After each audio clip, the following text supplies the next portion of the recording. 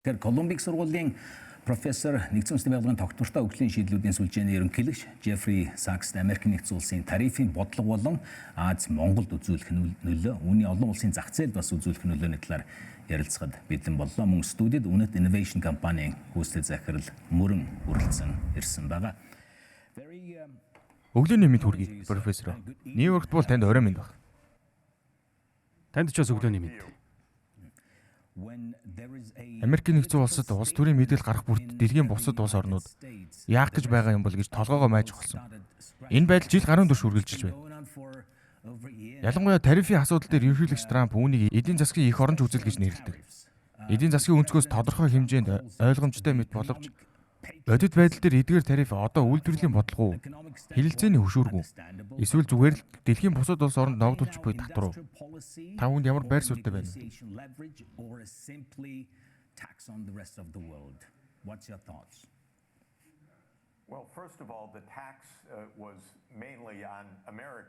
Юуны өмнө татвар гэдэг утгаараа авч үзвэл үндсэндээ Америкчууд үүнийг өөрсдөө төлсөн.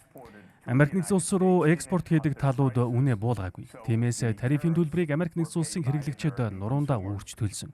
Өөрөөр хэлбэл Дональд Трамп өөрийнхөө сонгогчдод татвар ногдуулсан гэсэн үг. Түгэрч барахгүй үнийг хууль бусаар хийсэн. Түүнд ийм зүйл хийх хэрэг мэдэл байгаагүй. Тэгээд л үнийг дээд шүүх өнгөрсөн 7 хоногт шийдвэрлсэн л дээ. Дэлхийн бусад улс толгоогоо маажиж байхад үнэндээ бид өөрсдөө ч энд толгоогоо маажиж байгаа гэдгийг баттай хэл. Дональд Трампын бодлого логикгүй. Эдийн засгийн үндэслэл буруу. Тэр Америк нэгдсэн улсын эдийн засагт тус болоогүй. Харин ч дотооддоо ч олон улсад ч асар их төөрөгдөл тодорхойгүй байдал үүсгэсэн.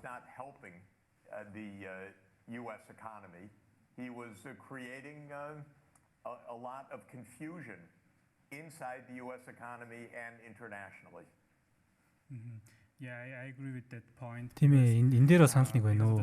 Трампын энэ бодлогыг хэн төлж байгаа вэ гэдэг нь эцсийн дүндээ Америкийн иргэдэл төлж байгаа. Харин эдийн засагт ялангуяа Хятадд ямар нөлөө үзүүлэх вэ? Хятад бол ер нь Монголын эдийн засагт маш том нөлөөтэй түн ш. Тэгэхээр энэ тариф Хятадд сөрөг нөлөөтэй байх уу? Эсвэл одоо эсрэгээрээ эрэг нөлөөтэй ирэх одоо боломжтой байна уу? Өрнөжүүлсэн үйл явдлын нэг хэсэг нь Америк нэгдсэн улсын хувьд Хятадаас эдийн засгаас салгах, тэдэнд эдийн засагт дарамт учруулах гэсэн зорилготой оролдлого байсан. Гэхдээ бодит байдал дээр Хятадын эдийн засаг маш уян хатан байсан. Америк нэгдсэн улс руу экспортлохын оронд тэд дэлхийн бусад бүс нутаг руу экспорт чиглүүлж, нийт экспортын өсөлтөө үргэлжлүүлсээр байсан. Тиймээс Америк нэгдсэн улс Хятадд тодорхой хэмжээний хохирол учруулах гэж оролдсон ч энэ нь амжилтгүй болсон юм. Хятадын эдийн засаг уян хатан динамик учраас Трампын тариф төдийлөн нөлөөлөөгүй. Харин Трамп Хятадд том шийтгэл оноох гэж оролдсон үед мэдээж Хятад сөрөг хариу арга хэмжээ авсан. Тэд Америк нэгдсэн улсын бараанд өндөр тариф тогтоон мөн Америк нэгдсэн улсад зайлшгүй хэрэгтэй дэлхийн ховор элементийн бүтээгдэхүүний нийлүүлэлтийг хязгаарлана гэж анхааруулсан. Үүний дараа Америк нэгдсэн улс ухарсан. Өөрөөр хэлбэл Америк нэгдсэн улс Хятадтай худалдааны дайнд үнэндээ ялж чадахгүй. Дональд Трамп үүнийг өөрийн биеэр ойлгосон. Тийм ээ, яг л энийг л би одоо байнга хэлдэг те. Одоогийн нөхцөл байдал одоо буюу 2016 оны Трамп ихний засаглалын үеэс бол айгүй өөр. Одоо тэр үед бол одоо зөвхөн Хятадд тариф бол одоо тогтоож исэн. Тэнгүүч одоо Хятадын эдийн засгт энэ бол нэлээд ингээд дарамттай экспорт нь ойролцоогоор одоо 1% буурч исэн. Харин энэ удаад болохоор бүх юм өөр байгаа. Тэрний юу вэ? Бүх улсууд руу энэ тариф бол одоо тогтоогдож байна. Гэхдээ тэр улсуудад одоо тариф тогтооно гэдэг чинь хааны газраас л энэ худалдаа авалтыг хийж л таарна шүү дээ. Тэгэхээр нөгөө Хятад бас одоо тэр нэг газар нь одоо болох гэж айгүйх одоо үзэж байгаа. Тэгээ энэ амжилттай болох юм бол энэ бол өөрөө Хятадын эдийн засгт бол буурах биш, харин ч одоо эсэргээрээ юм өсөх талтай гэж бол одоо харагдаж байгаа. Тэгэхээр яг энэ дээр бол би одоо таны хэлсэнтэй бол одоо санал нийлж байна. Профессор Жеффри Сакс нэг зүйлийг тодруулж асуумаар байна л да. Энэ тарифын бодлогыг тодорхойлох суурь санаа нь үндсэндээ үйлдвэрлэлийг Америкийн нэгдсэн улс руу буцаан авчрах. Бид үүнийг ойлгож байна. Гэхдээ бодиттой юу гэж хэлж байна? Доктортой ажлын байр бий болж байна уу? Эрэг нөлөө гэж хэлж болохоор зүйлс юу байна вэ?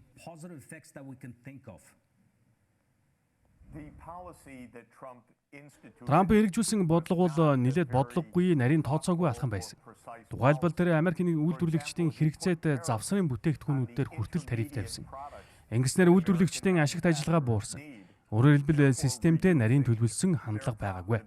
Түүнчлэн түүний 2 дахь бүрэн эрхийн эхний жилд үйлдвэрлэлийн салбарт ажлын байр 83 мянгаар буурсан. 2026 оны 1-р сарыг 2025 оны 1-р сартай харьцуулахад ийм л үр дүн гарсан. Тэгэхээр бодлого бол үр дүнгүй байсан. Энэ нь урьдчилан таамаглахад ч амархан байлаа. Учир нь Трамп урт хугацааны стратеги тодорхой логикоор асуудалд ханддаггүй. Тариф бол бүдүүлэг хэрэгсэлтэй. Нарийн бодож боловсруулсан үйлдвэрлэлийн бодлого биш. Тиймээс ч ажиллахгүй. Одоо бүр хууль бус болсон. Тиймээс аль ч тохиолдолд тарифыг цуцлах шаардлагатай болсон. Түүнийг анх ярьсан шиг үр дүн өгөөгүй. Ер нь тэр эдийн засгийг сайн ойлгодоггүй учраас бараг хийдэг их зүйл нь баримт нотлогоо шалтгаан хамгаалал дээр бус өөрийнх нь санаа бодол дээр тулгуурладаг. Хурдан шиг үүн дээр улбалсан нэг асуулт байна. Хэрвээ таныг цагаан ордон зөвлөх байсан бол гэж төсөөлөд үзвэл та яг ямар хэмжүүрүүдийг ашиглах вэ? Худалдааны алдагдал уу, цалингийн өсөлт үү? Эсвэл стратегийн бие даасан байдал гэх зэрэг үү? Хэрв та зөвлөх байсан бол гэж төсөөлж үзье. Юуны өмнө би нэг зүйлийг тайлбарлая. Америк нэгдсэн улсын худалдааны алдагдал их байгаа шалтгаан нь бусад улс шудраг бус байгаад биш.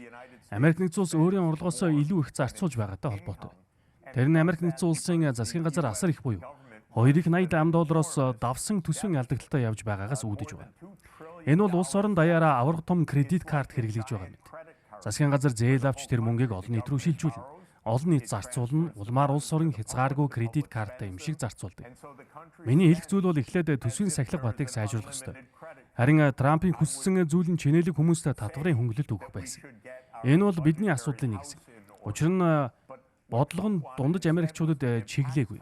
Улс төрчдийн сонгуулийн кампанит ажлыг санхүүжүүлдэг маш баян хүмүүст чиглэж байна. Ойлголоо. Бид глобалчлалаас блокчлал буюу хэсэглэлт рүү шилжиж байна уу?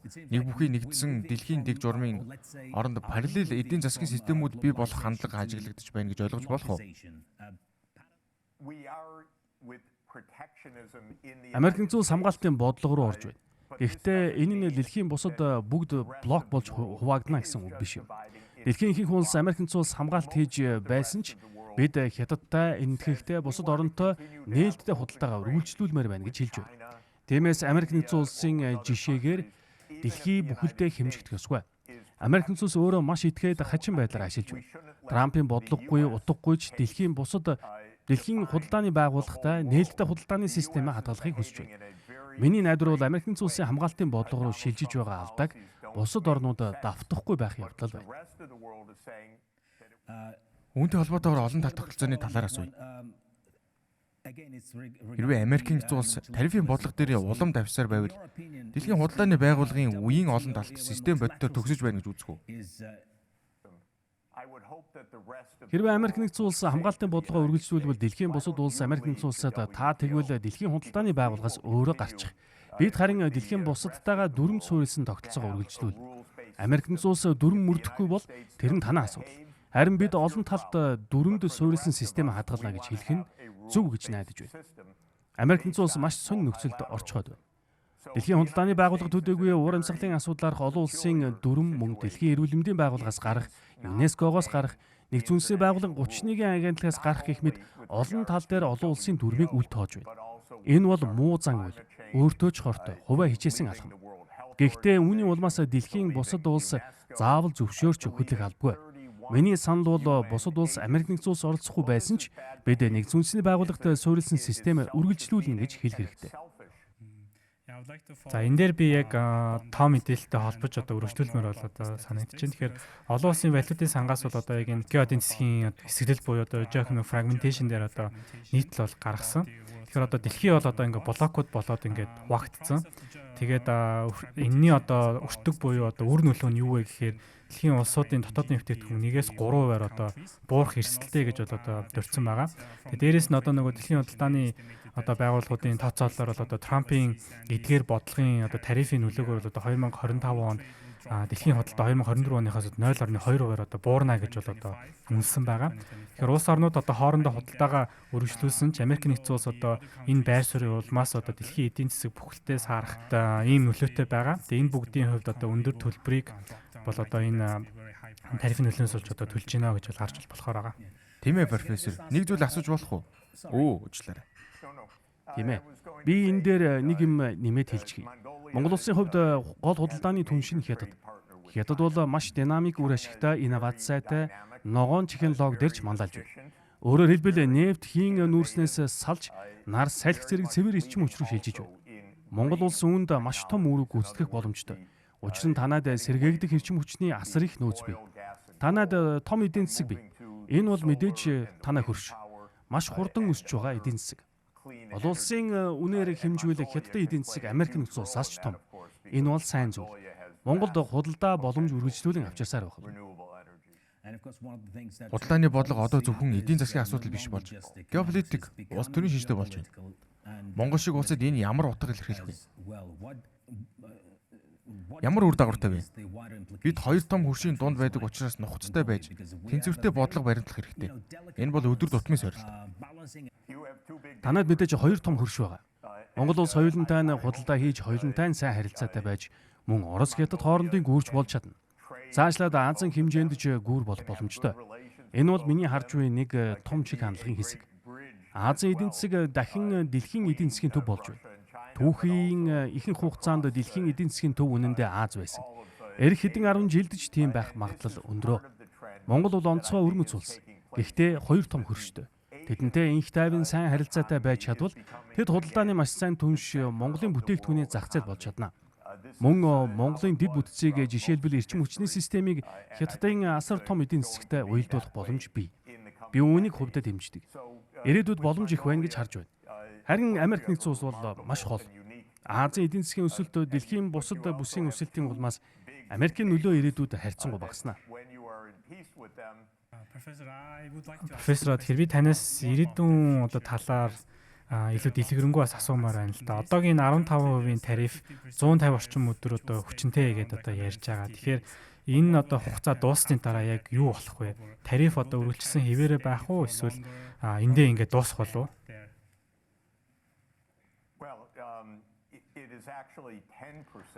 Үнэндээ энэ 10% л болсон. Эхэндээ 10 гэж зарласан.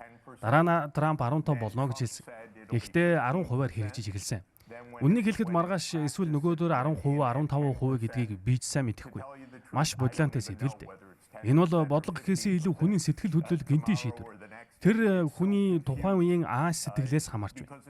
Өмнөх тариф олон улсын онц байдлын эдийн засгийн эрх мэдлийн тухай хууль гэх тусгай хуулийн хүрээнд хэрэгжсэн ч хууль бус гэж тогтоогдсон. Энэ удаагийнх нь өөр хуультай тулгуурласан ч мөн л хууль бус гэж үзэж байна.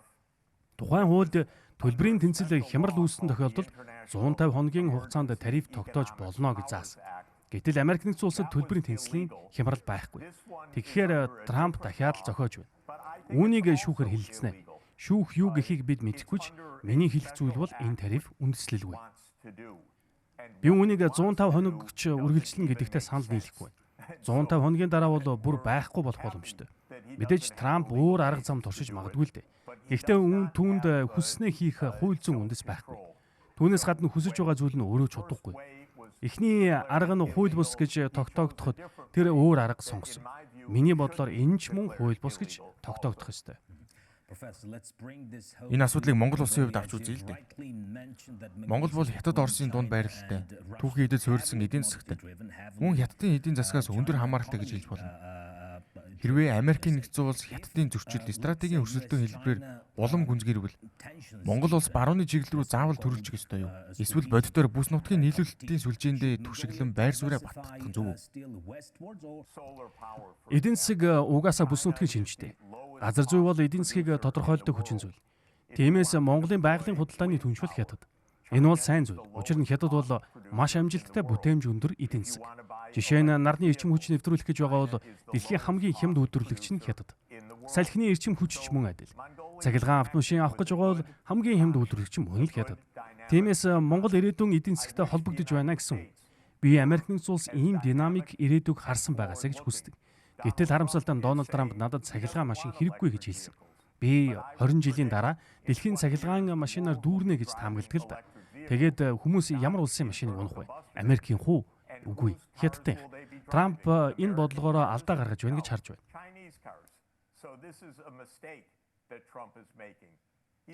Харамсалтай нь тэр хүн нас өндөр, олон зүйл юу болж байгааг сайн ойлгодоггүй. Тиймээс Монгол бол ирээдүйн эдийн засагтай холбогдож байна. Харин Америк нэгдсэн улс Трампын үед буруу чиглэл рүү явж байна. Түүний гаргаж буй алдаануудыг засахад бидэнд олон жил шаардлагатай болно.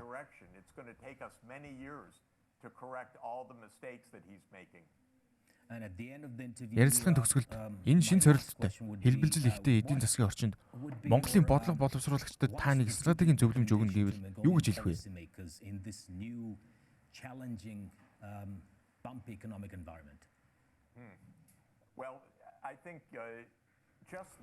Хятад улс Made in China 2025 гэдэг маш сайн төлөвлөгөө баталж 10 жилийн өмнөөс хэрэгжүүлж эхэлсэн. Энэ нь Хятадыг дэлхийн технологийн тэргуун хийгдэнд авчирсан. Монголд ч мөн тийм төлөвлөгөө хэрэгтэй. Жишээ нь Made in Mongolia 2035, эсвэл Made in Mongolia 2036 гэх мэтээр Монголын хөгжлийн замын зураглалыг тодорхойлох төлөвлөв. Тэр замын ихэнх нь Хятад улстай хийх түншлэлээр суурил. Ташрам дэлгэхэд Хятадын өвөр Монгол бол нар салхины сэргээгдэх эрчим хүчний асар том нөөц үйлдвэрлэлийн бүс. Би Хятадын найзуудаа Монголд тойж бас холбогд хамтрах хэрэгтэй. Энэ нь Монголд экспортын маш сайн салбар болж Хятадын эдийн засагт ч эрчим хүчний хэрэгцээнд ч ашигтай гэж хэлдэг. Тийм ойрхон уялдаа холбоо Монголд маш сайн үйлчлэх болно гэж би харж байна. Эдийн засгийн зарчим бол хөршүүдтэйгээ сайн харилцаатай байх. Инх тайван байвал тэдэнтэй сайн харилцаа тогтоож худалдаагаа хөгжүүлэх нь хамгийн зөв. Баярлалаа, профессор. Таны дүгнэлт үргэлж хурц, алсын хараатай байдаг шүү.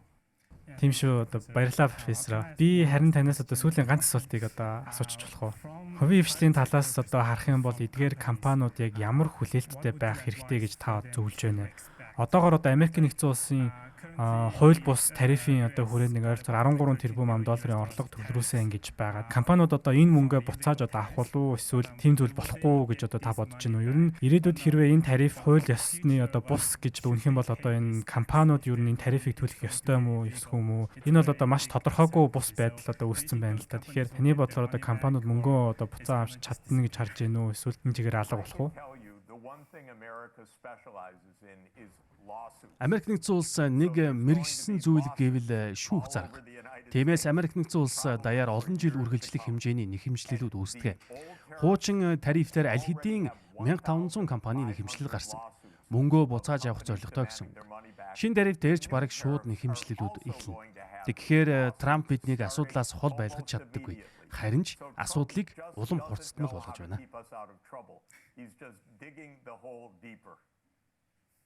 Баярлалаа. Баярлалаа профессор. Тэгэхээр бид Колумбик сургуулийн профессор нэгдсэн үндэсний байгууллагын тогтвортой хөгжлийн шийдлүүдийн сүлжээний ерөнхийлөгч Jeffrey Sachs эрхэм болон Unit Innovation компаниг үүсгэх захирал мөрөнтөө ярилцлаа.